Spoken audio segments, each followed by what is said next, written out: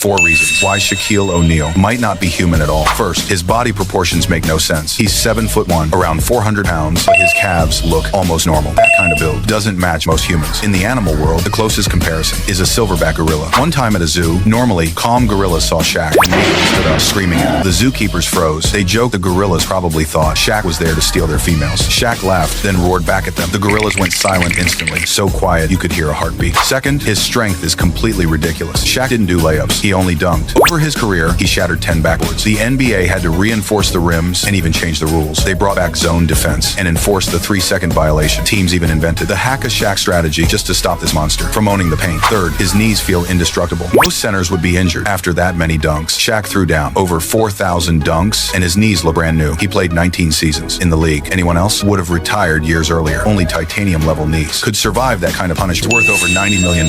But for years, he earned one of the lowest salaries in the NBA. Fans called him the lowest paid superstar, but behind that label hides a story much heavier than fame or money. He was born in a small town in Arkansas, one of 12 kids, living in a house that was falling apart. His father was paralyzed after a stroke. His brother later lost the ability to walk. While other kids dreamed of becoming basketball stars, he was thinking about how to keep his family alive. No scholarship, no scouts, no special talent. He worked as a student equipment manager, mopping floors and secretly studying how the game was played. No one could have guessed that this quiet kid would one day become the heart and soul of the Chicago Bulls dynasty. Next to Michael Jordan, he won 6 championships, made 7 All-Star teams, and became one of the most feared defenders in the league. But while others signed multi-million-dollar contracts, he took a long-term deal for far less. Why? Because he was terrified of his family falling back into poverty. For him, stability meant more than money. And when he finally made his fortune, he didn't show it off. He didn't waste it. He used it to fund youth training camps, to give poor kids a chance to chase their basketball dreams, and quietly donated to families struggling like his once did. If you respect Scottie Pippen, drop a respect in the comments. No one expected it. The Mavericks front office just made a brilliant move. They turned Anthony Davis, the star they once got in the Luka Doncic trade, into what looked like a simple deal for Chris Middleton. According to the latest reports, Dallas sent Davis to the Washington Wizards and got back Middleton plus a few smaller assets. Keep in mind, Davis only joined the Mavericks last February. He was supposed to be the key piece of their rebuild, but no matter if he agreed to take a pay cut or not, the team had already decided to move on. This wasn't about money. It was about time and health. Davis is 33, with 3 years left on his deal, meaning he'd be playing until he's 35. Yet he's missed more than 60% of games these past few years, still collecting a max contract. No team can take that risk anymore. The Mavericks' salary cap was already bursting, and the luxury tax was closing in fast. So this move wasn't sudden. It had been in the works for months. They packaged Davis, Russell, Hardy, and Exum all on expiring deals, and flipped them for 2 first-round picks and several second-rounders. Now, with $70 million in cap space this summer, Dallas can chase a superstar or rebuild a stronger 3-and-D roster around their core. The power is finally back in their hands. No one realized that after Paul George was suspended for 25 games, he would immediately make 3 shocking decisions. The NBA officially announced that Philadelphia's 76-year forward Paul George has been suspended without pay for 25 games for violating the league's anti-doping policy. The news instantly sent shockwaves through the basketball world. First, George pointed his anger directly at his medical team. He explained that he accidentally took an inappropriate substance while receiving treatment for mental health issues. This is the first time in his entire career that he has faced such a punishment. For George, this isn't just about his reputation. It's about whether he can still have a future with the 76 years. Then George suddenly realized his career might really be nearing its end. The suspension will last until March 24, and by the time he returns, there will only be 10 games left in the regular season. At 34 years old, this might be his last chance to earn a max contract. So, he started cutting down on all unnecessary expenses. Finally, George decided to face everything head-on. He publicly admitted his mistake and said he was willing to take full responsibility. He emphasized that he would use this suspension period as a chance to rebuild himself. George wants to return in top form and lead the team into the playoffs. No one seemed to notice, but after the Warriors got crushed by the Sixers, losing by 20 at home, Giannis made 3 big decisions in his mind. First, the Warriors are done. With Curry injured, this team's got no soul left. At 38, he just can't carry a championship dream anymore. Sure, the Warriors have a massive market, and for Giannis, who supports his whole family, that matters. But to him, money isn't number one, winning a title is. Second, he's seriously thinking about the Timberwolves offer. Playing next to Anthony Edwards really excites him. And credit to Minnesota, they're all in,